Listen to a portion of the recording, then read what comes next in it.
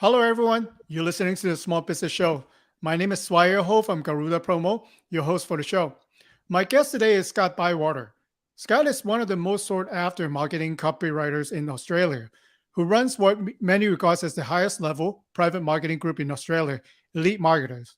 He's the creator of the online simple email ROI system course, and over the past 21 years, has written for gurus and leading companies like Curry Ray, Jay Levinson from Career Marketing, and Learning Innits. How you doing, Scott? Yeah, I'm doing great, Swire. It's great to be here. I know it's early over there in Australia, but for listener who are fascinated by what you do, what should we know about you and your service that you provide?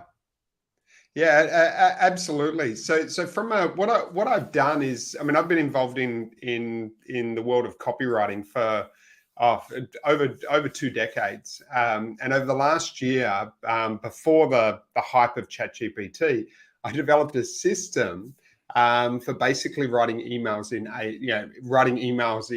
AI, yeah, that appeal to your prospects, fears, pains, desires, beliefs that actually get inside their mind, get inside the conversation going on in the customer's mind, which is really what copywriting is all about, right? You've got Robert Collier said it many decades ago, and and the reason it's so important, that granularity of being able to get in the customer's mind, is I liken it to, if you went to a doctor and you had some unusual condition, right? And he said, "Hey, Swire, do you at 3:30 in the morning, do your elbows tingle?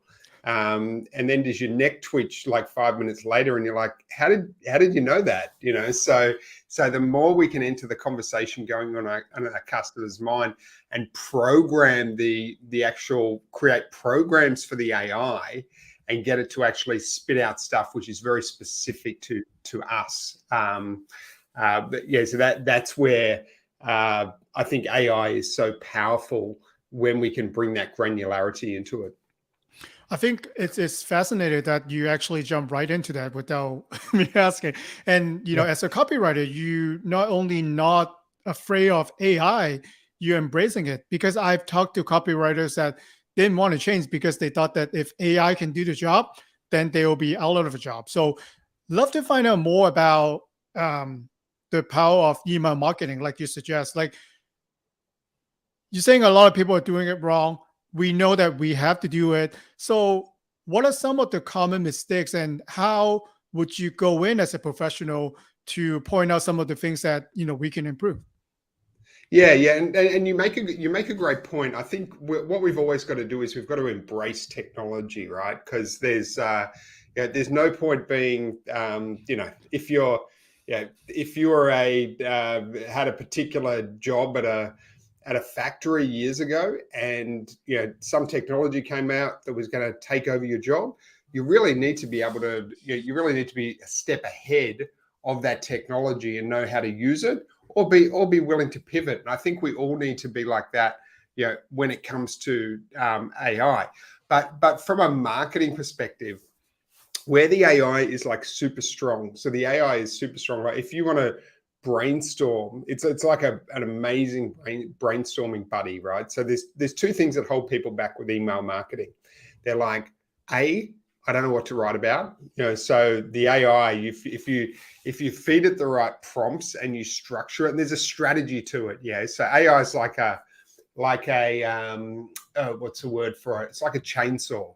Hmm. So if you grab a chainsaw and you give it to a 5-year-old who doesn't know how to use it, they could chop off their arm, right? Powerful tool, but it can also be a deadly tool.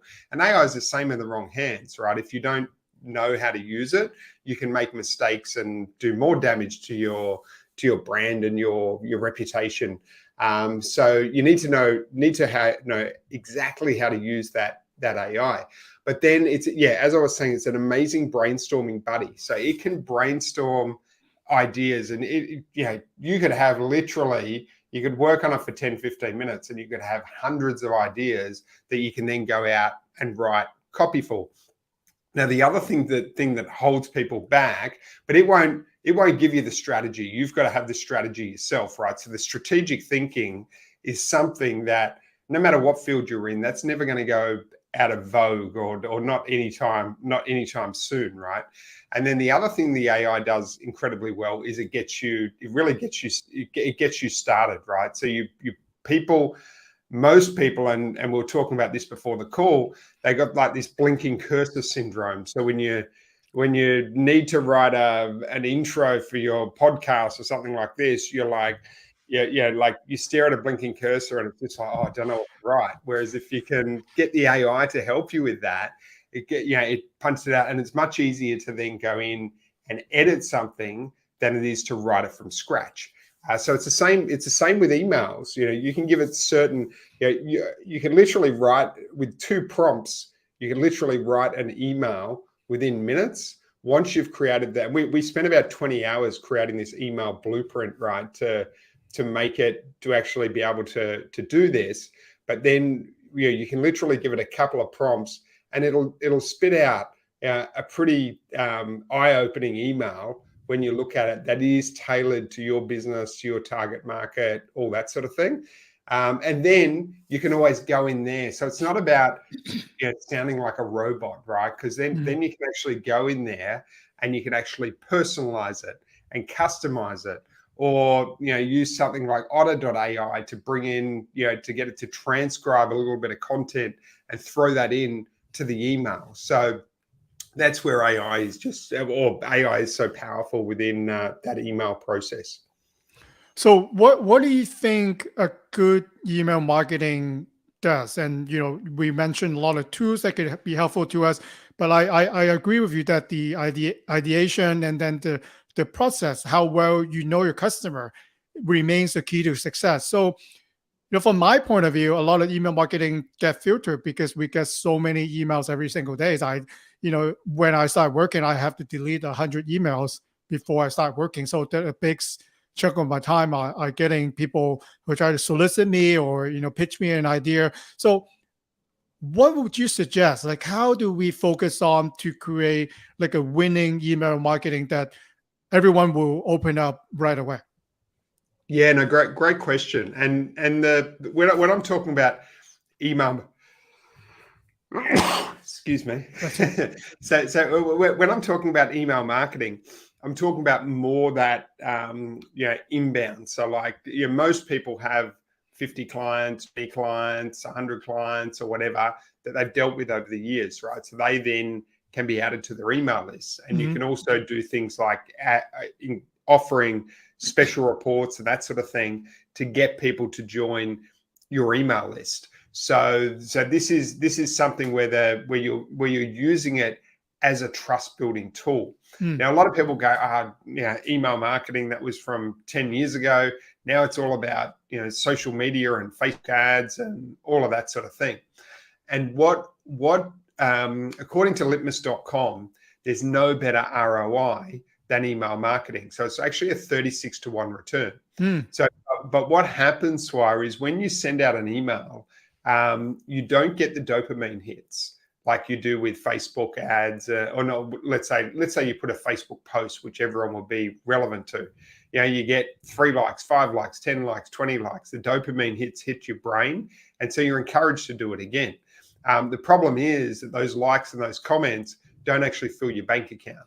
Right. Whereas with email, you might send an email out and you won't get that much feedback, because how do you like an email, right? You just can't.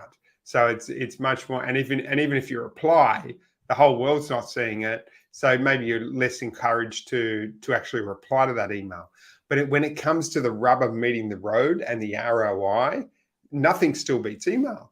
And the benefit of it is that you actually have an enclosed environment where there's not like 20 things happening. While you're looking at that email, you're only looking at that email. And if you know how to structure it to the problem that people make with email is they go one of 2 ways, right? So they either go scorched earth, where they just like pitch. And so the number one thing people look at when they get an email is they look at the name, even above the subject line. So they'll look at the name Swire Ho. and they'll go, should I open this? And obviously that's going to depend, right? If Swiho has pitched me like 52 times before with no adding value, I might go, oh, I'll just delete this, right? There's nothing in it for me, So, but if I've got value, then I'm probably more likely to open it. So, but at the same time, other people go down the track and they do love letters to their list, and everything is just content, but they never ask for the sale. So what I've developed is something called the third way, which if you can imagine a Venn diagram, it's like goes right down the middle and it gives the best of both worlds. And the way we do that is via something called open loop offers. So what that means is if you look at every morning TV show, every TV series, they all do open loop offers, right? So it's like, come back after the break and we'll introduce you to a talking monkey who eats chocolate, right? And you're like, oh, I need to stay around after the break to meet this talking monkey. So they're doing that. They're doing that constantly So what we're doing is we're applying that same concept to email. So for example, if I'm let's say doing something for promotional products, right? So I might talk about something like, what is the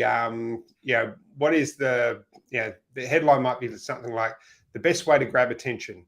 And, then I might write about the fact that, so I'll give value by explaining that if you give away, a promotional product, you're going to get, 2,000, you're going to get 2,000 eyeballs over the case of 3 years for the cost of as little as like $10, and explain that it's a great ROI. So they're reading that, they're getting great value. And then at the end of it, I might then do an open loop and I might say something like, but there's one promotional product that actually gets, 10 times the amount of eyeballs because people share it with their family and friends, and it's the best way of growing your brand, but nobody else is using it. To find out what this promotional product is, click here, right? So what I've done is I've gone in with value, and then I've teased and created an open loop to get that click. Yeah, so that's a real, and then what I can do is I can do a double open loop, and then I can end on the after that, and I can do a PS and go, PS, stay tuned for tomorrow's email because I'm going to show you the best promotional product to use to sell high ticket, to get high ticket clients. And all of a sudden it's like, I'm open loop to click the link, and I'm open looped to read the next email. And that's a really powerful thing to do with your, with your email marketing. I think that's a very interesting point. While you're talking, I'm thinking about, my scenario, because you mentioned promotional product. I actually use it on chatbot. I noticed that a lot of clients, especially younger generation, they don't want it to call, but they will engage a lot on the chatbot. So I think the best chatbot queue that I've set is similar to what you just talked about. So we had it, especially on a particular page that we have with a product. And then the question we ask, do you want to 10x the results that using this product? And then if they hit yes, and I think I want you to touch on that too, Scott. And then the next thing is I have my meeting link. You can book me actually 15 minutes. I will show you the way. So my booking rate with that particular chatbot, which I measure all the time, is the best that we have ever done. So, asking you that question because I know that they're looking at that page.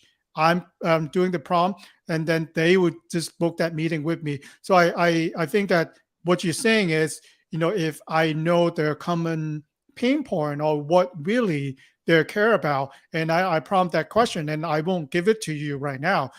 You have to do a call to action, either call me, go to our website, book a meeting. So you can kind of create people's curious, right? If your list is targeted, right? If they are your client, and then you have different groups of people, for example, then generally this type of people cares about this type of topics, then you don't just blast it to like thousands of people, and then that's when you're not getting results. Yeah, yeah, absolutely, and it doesn't matter really in terms of the platform, right? Whether it's email, whether it's a chatbot, whether it's a social media post, the same principles apply. As Dan Kennedy, famous marketer, said, everything old is new again, right? So it's still the same principles. You've got to enter the conversation going on in your customer's mind. You've got to understand what they're thinking, and then you can incorporate that into the chatbot.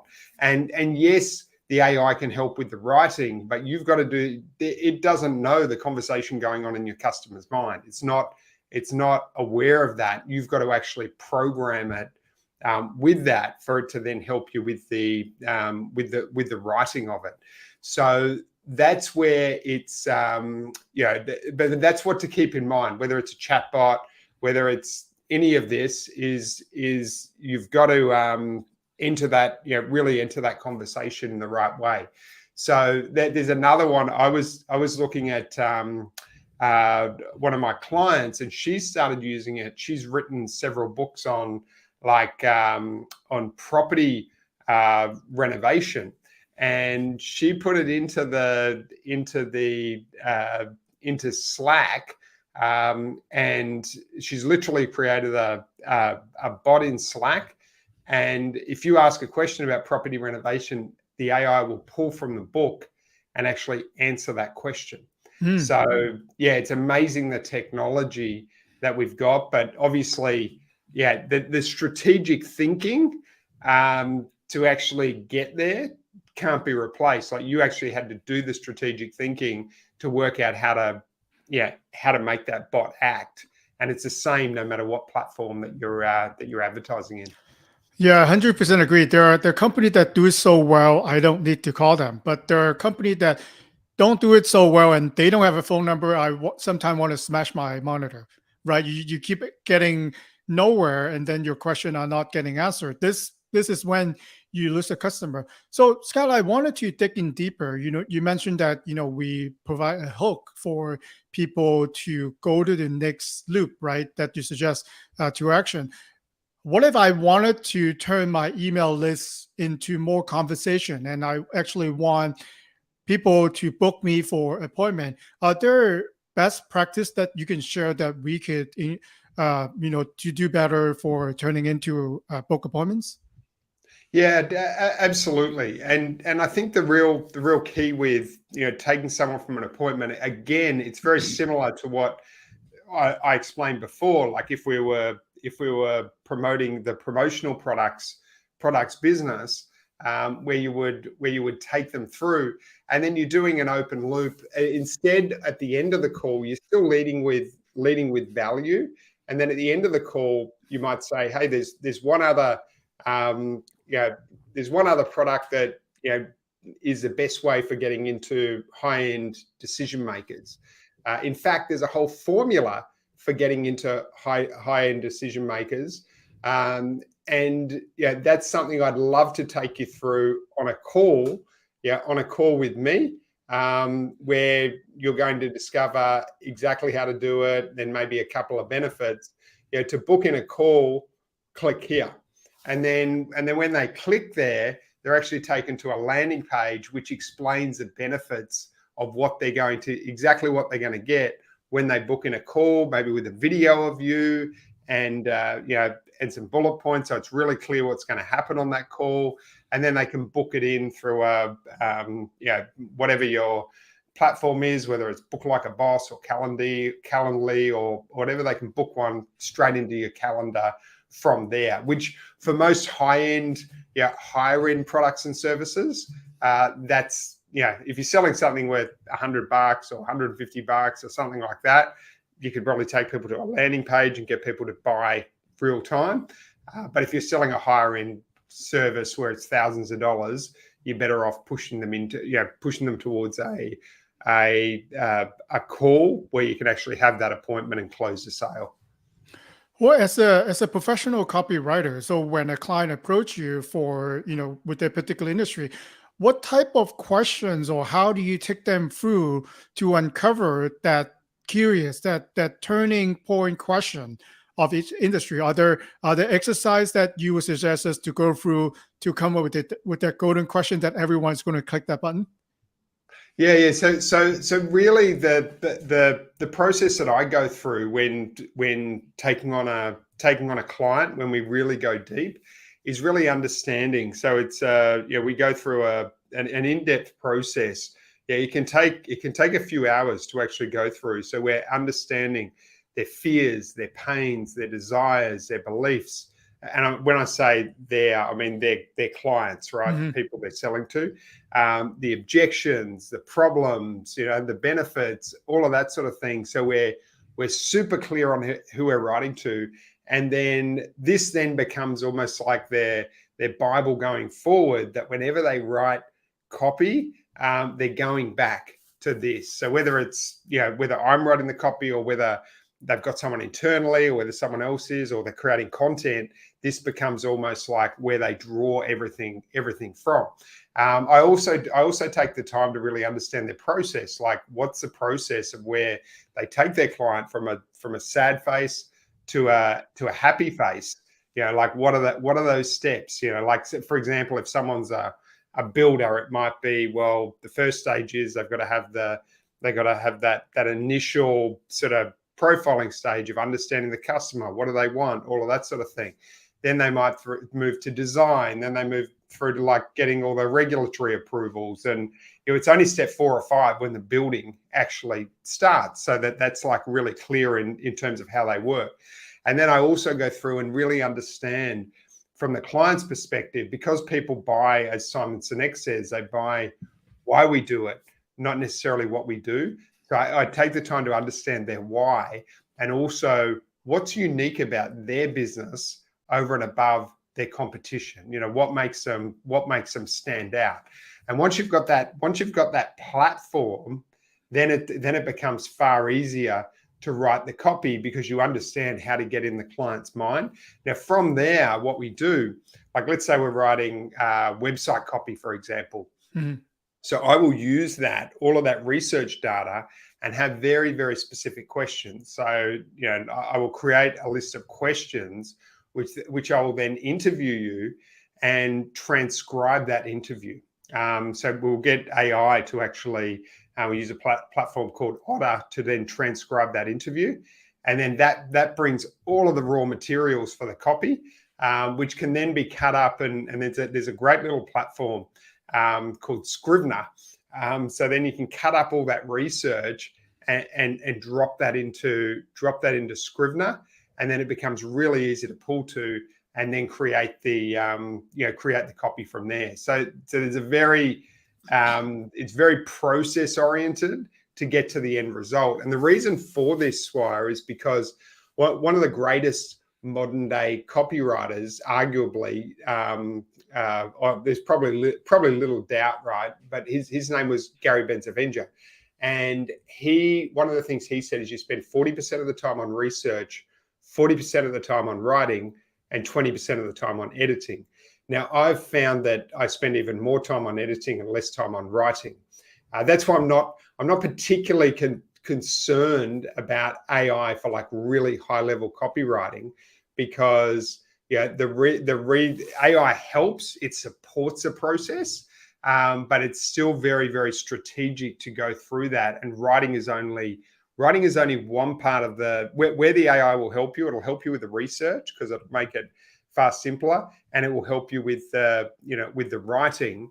But it's one part of the entire process. Yeah. Until the day that I could ask AI, find me my best client who could afford the most expensive campaign that we do. And I guess we'll have to be, thinking about, all the going through the process really, and I wanted to ask you this question, and I know, Scott, you'll be a perfect person to answer. A lot of people in marketing, they are afraid to lose out, right? If we don't target a lot of people, if we going really deep into certain candidates or prospect that we have, we're losing out the rest of the people who might be able to buy a service. What would you say to that? And then if you develop content for everyone. Like you stay broad, you stay general, rather than you go really deep to the root of the problem that maybe five people encounter, but then they're really specialized. How would you rate the campaign on both sides? Yeah, yeah. So let me tell you a story about this from my own experience because it'll probably explain it as well as anything. So when I was just starting out, like in my early 20s, right? I started out as a marketing consultant. I started out by putting a classified ad in the newspaper. It cost about $20 or something, and I was broke at the time, right? But I would get a client and build it up, and it was slowly sort of getting some clients and a little bit of traction, and then but still not making a lot of money. And then my wife saw an ad in the newspaper for a copywriter and Women's Intuition or whatever. She's like, "You've got to go for this job." So anyway, I went for the job. As it turned out, I didn't get the job because, but the copywriting manager loved me. The HR manager, not so much, because my track record at the time with sticking with jobs was a bit spotty, right? So I didn't get the job, but I got the confidence. So and I said, okay, I'm a copywriter. So I got a new business card. I sort of repositioned myself as a copywriter. Now, what happens, Swire, from that day onwards, my income jumped up by 10 times. It was almost instantly. Now, admittedly from a low base, but it jumped up 10 times and I never looked back. And all I did was I swapped from calling myself a marketing consultant, which was quite generic, to a copywriter, which was actually this was like 20 years ago, right? So this was very unique at the time. And it demonstrated what happens when you hit the market, you hit the right market at the right time. Everything explodes. And it wasn't that I was particularly brilliant. It was just that I got lucky. I wasn't even strategic back then, right? But you can strategize that.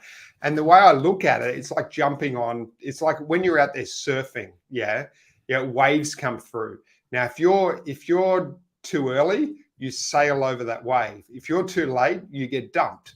Very similar with marketing. But if you catch that wave at just the right time, you can have the cruisiest road straight into the shore.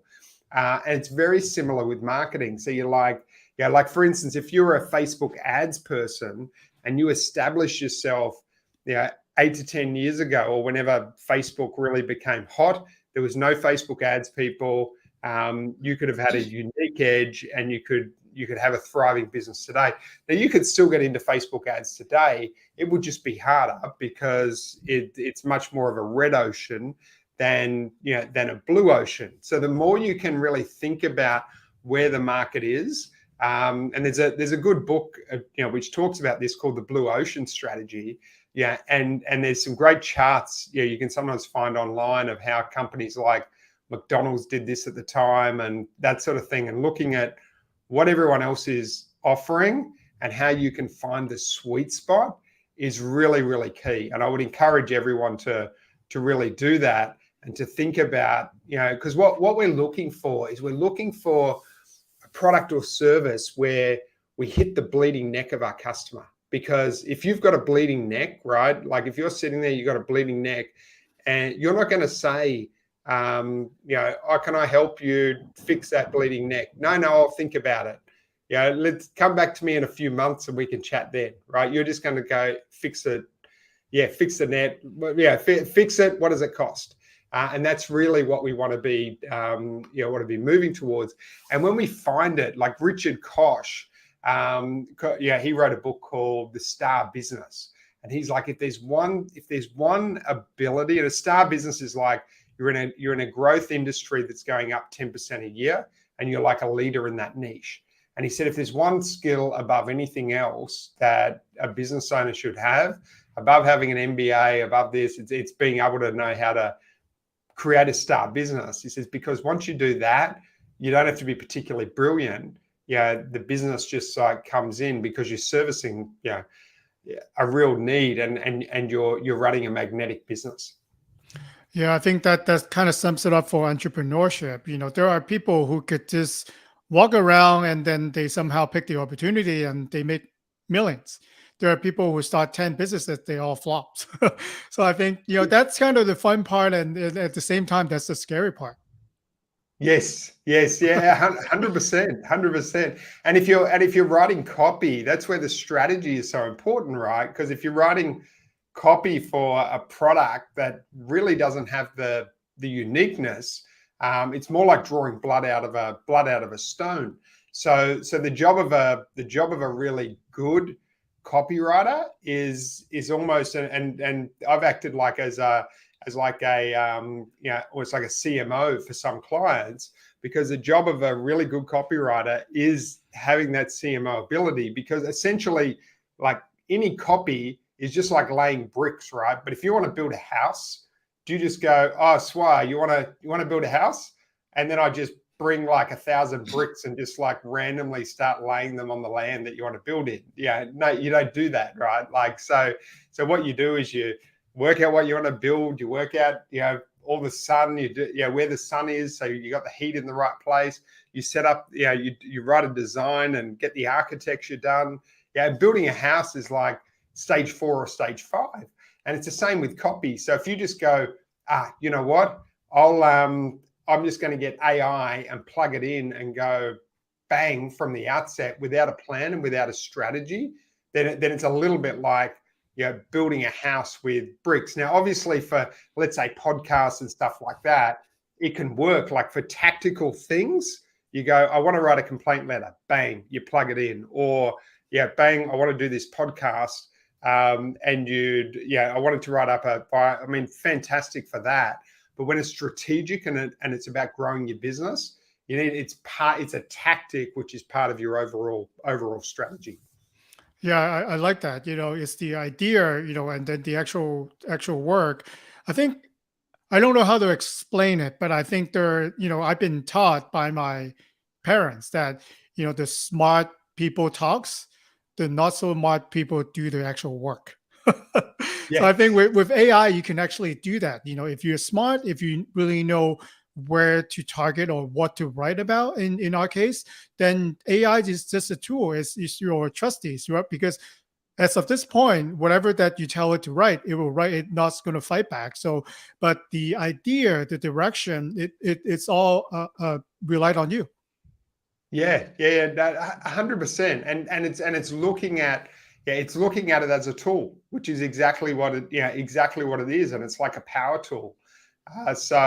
Obviously, like any tool, you need to know, like you give me a set of tools, like you've got a builder who builds houses, right? He uses a set of tools.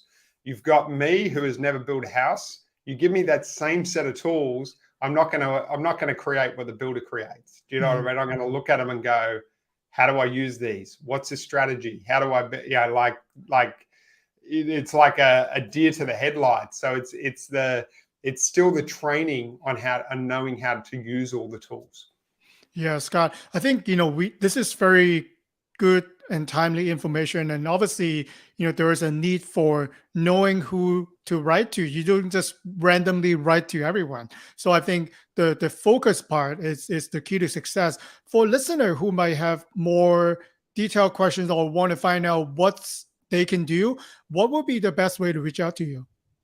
Yeah, absolutely. So if you want to find out more about the simple email ROI program, which really takes you through all the strategies on how to use the AI from, like, it's a five module system. If you go to simpleemailroi.com to find out about that. If you'd like to get just a report, like some cheat sheets on how to use the AI so you can start playing around with it, I'm getting a landing page created for this, but this is like fresh, hot off the press.